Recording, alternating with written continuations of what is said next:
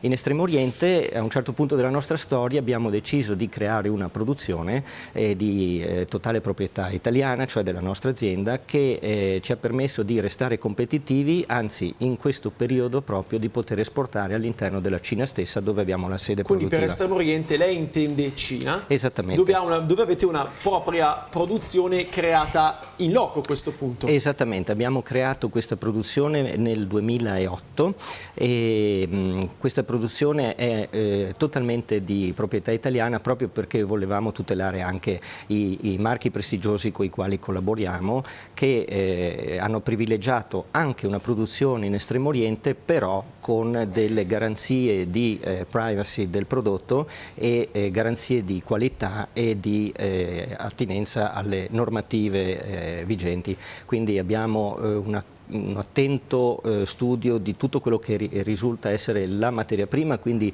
le normative REACH in primis, che vengono sempre aggiornate, i test che facciamo sul prodotto sia a livello sanitario che a livello qualitativo.